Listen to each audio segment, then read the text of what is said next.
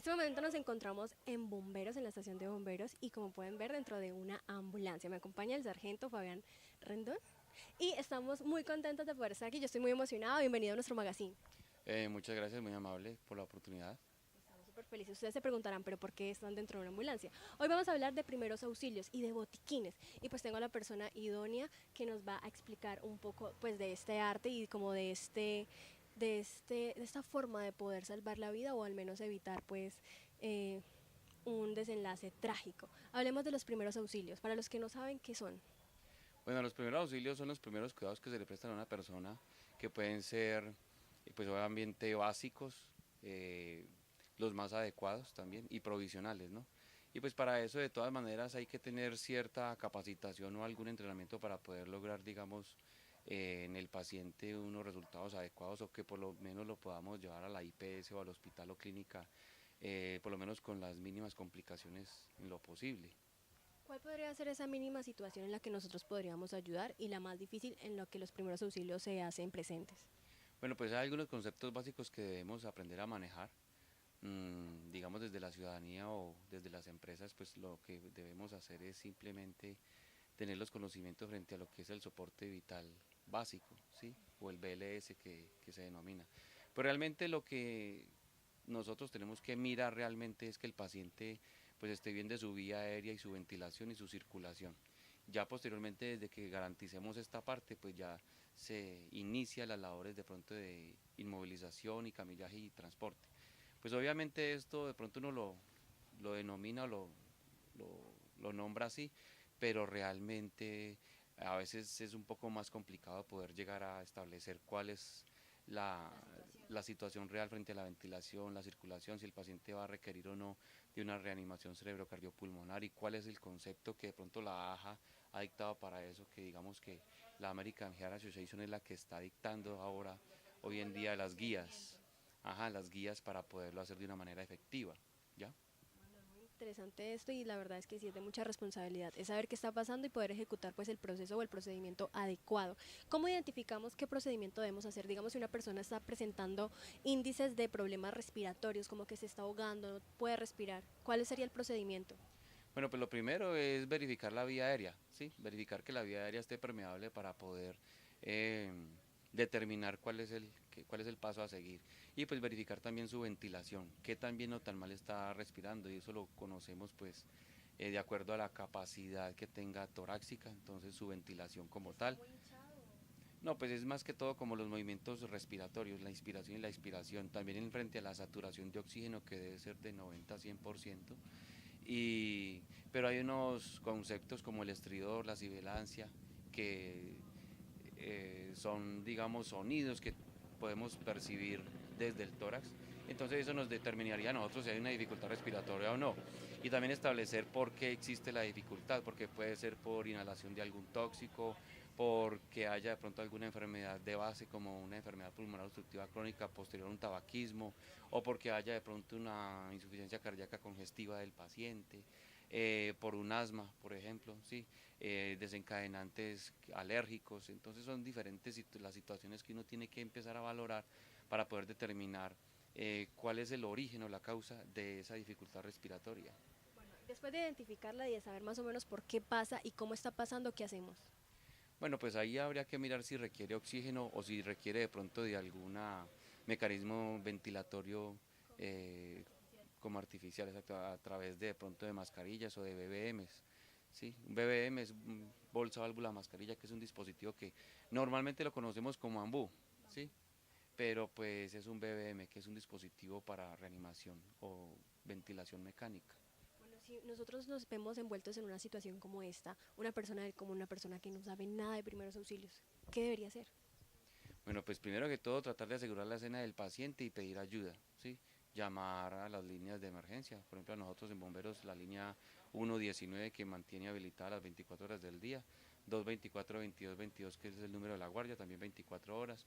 O a través de la línea 123 con la policía o el 112 que en caso tal de alguna situación pues ellos nos llamarían a nosotros o a cualquier otro servicio de ambulancia. Y pues tratar de asegurar la vida del paciente, la vía aérea, ¿ya? Porque pues si el paciente de pronto cae eh, por un desvanecimiento y cae boca arriba, De pronto si tiene mesis o vómito, entonces tratar de voltearlo para que no vaya a broncoaspirar, como mínimo eso, ¿sí? Y tratar de que su vía aérea esté permeable, ya para poder que haya flujo de aire y pueda respirar. Ya de ahí en adelante, de pronto si el paciente entra en paro, pues ya tendría uno que entrar a hacer las otras maniobras, las que yo le digo, pues en caso tal necesario, y pues para eso se requiere una capacitación mínima de 16 horas. Una capacitación mínima de 16 horas. Antes de hablar de esa capacitación y de su importancia, ¿qué es lo peor que podríamos hacer en una situación de esta si no sabemos de primeros auxilios y nos damos de que sí sabemos? Pues complicar la vida del paciente y tener un desenlace trágico, ¿sí? Y terminar con la vida del paciente. Nosotros de pronto a través del departamento de capacitación acá en Bomberos Tuluá lo que hacemos es precisamente eh, ayudar a las personas, ¿sí? Del común, o de las empresas incluso también, con el objetivo de que puedan entender cuáles son esos conceptos básicos o qué es lo que se hace y no se hace para poder salvar la vida de un paciente. Entonces recalcamos mucho el tema de que si no sabemos hacerlo, entonces más bien nos quedemos quietos y esperar a que llegue la ayuda que realmente sabe. En algunas ocasiones pues lo que ocurre es que hay un desenlace pues trágico a nivel local o en la ciudadanía, frente a que no sabemos qué hacer. Entonces por no saber se muere una persona.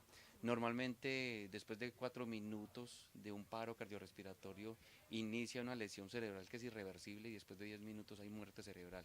Entonces ya usted sabe que obviamente con una muerte cerebral el paciente no va a ser capaz o no tiene una respuesta neurológica adecuada frente a todas sus funciones motoras. Entonces es allí donde nosotros decimos, tal vez en 10 minutos nosotros no alcancemos a llegar, porque a veces el paciente, pues a veces es porque las personas no saben el número a dónde llamar. Sí, eso pasa mucho. También cuando se dan cuenta del caso, lo que está pasando, pues ya lleva unos minutos de pronto de haber sucedido. Y aparte de eso, pues nosotros no podemos teletransportarnos, ¿no? O sea, tenemos que llegar, tenemos que hacer los pares común y corriente, tenemos que hacer los semáforos. O sea, para llegar a atender una emergencia, no podemos llegar y dejar otras emergencias atrás. Entonces a veces nos demoramos más de 5 minutos. De pronto nosotros entendemos de que si es el caso propio de una persona, pues cada minuto que pase se va a hacer eterno para esa persona, porque es su familiar o es su casa la que se está incendiando. Para nosotros también es difícil porque a veces ni siquiera nos dan los espacios. Paran los carros, para uno al lado izquierdo, otro al lado derecho y no nos dejan el espacio. Entendemos que la ciudadanía, pues digamos, se azara o se asusta, paran el vehículo y no podemos pasar por encima.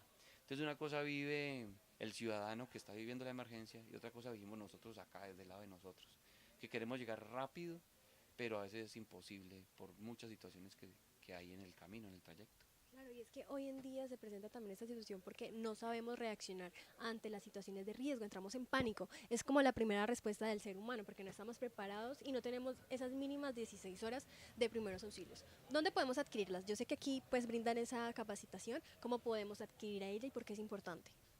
Bueno, pues a través del departamento de capacitación que funciona en la subestación de bomberos, que es en la Campiña, en la transversal 12 con calle 14, allí con el subteniente Héctor Fabio Henao, pues pueden averiguar el tema para la capacitación, ¿sí?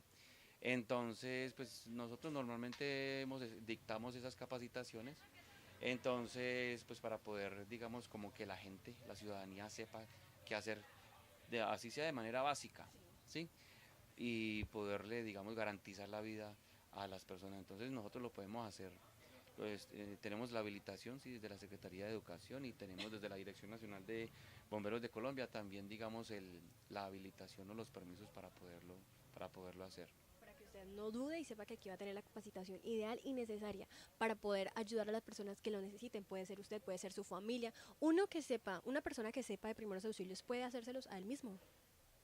Bueno, pues eso depende, ya, porque pues, si la persona entra en paro, definitivamente no va a poder hacer nada, ¿cierto? Hay algunas técnicas porque pues a veces de pronto si uno siente un dolor precordial, de pronto pues como un síntoma de un infarto agudo del miocardio, pues habrán algunas situaciones que sí se puede uno hacer, ¿cierto? Pero pues eso depende, sí, a veces depende, porque si está la opresión del pecho, entonces como tratar de toser, ¿cierto? A veces en la obstrucción de la vía aérea, que es el OVASE, obstrucción de vía aérea por cuerpo extraño, pues a veces uno no es capaz obviamente de sacar el elemento. Frente a eso conocemos la maniobra de Helmich, que es hacer pues el movimiento por la parte de atrás del paciente, pero cuando ya uno mismo lo hace, debe uno debe uno de buscar entonces un elemento con que oprimir el abdomen para aumentar la presión intratorácica y que el elemento salga, ¿ya? Pues son cosas así, más o menos como muy básicas, pero exacto, o de pronto en una hemorragia o algo, pues uno mismo se puede hacer la compresión de la herida, hacerse el vendaje, ¿cierto? Bueno, algunas situaciones sí se pueden hacer, pero cuando definitivamente un paciente entra en paro cardiorrespiratorio, no hay nada porque el paciente, claro, porque el paciente pierde su conciencia, su estado de conciencia como tal. Nosotros, pues aquí nosotros tenemos el BBM, ¿sí? Que lo mantenemos aquí. Realmente la mascarilla, bueno, cuando nosotros, pues obviamente por el tipo de atención que nosotros prestamos, Sí, ¿cierto? que es más completo y pues también muy capacitado. Entonces, pues este es el BBM, pero normalmente la mascarilla sería esta, ¿sí? Las venden, uno es simplemente desarmarla, pero tiene una válvula aquí unidireccional, ¿sí? Que, o sea, con una única dirección que permite el flujo de aire desde acá afuera hacia el paciente, exacto, directo, y pues no permite que haya regreso, ¿ya? O sea, si el paciente de pronto, exacto, solo damos el aire a través de una mascarilla pues parecida a esta. Nosotros no la tenemos aquí porque pues nosotros lo que usamos es precisamente este dispositivo así completo que es el que yo les nombraba ahora, que es el BBM, bolsa. El BBM quiere decir esta bolsa que es un reservorio, ¿sí? De oxígeno que lo conectamos con esta manguera, bolsa, válvula que es todo esto y la mascarilla. Entonces esto es lo que normalmente conocemos o hemos conocido como ambú, ¿sí? Pero esto se llama es BBM, ¿ya? Entonces es así básicamente. Pero pues en una casa o en una empresa incluso pues va a ser más difícil poder tener acceso a esto y No, y poderlo saber manejar. usarlo. Exacto, entonces lo que se recomienda es una mascarilla simplemente.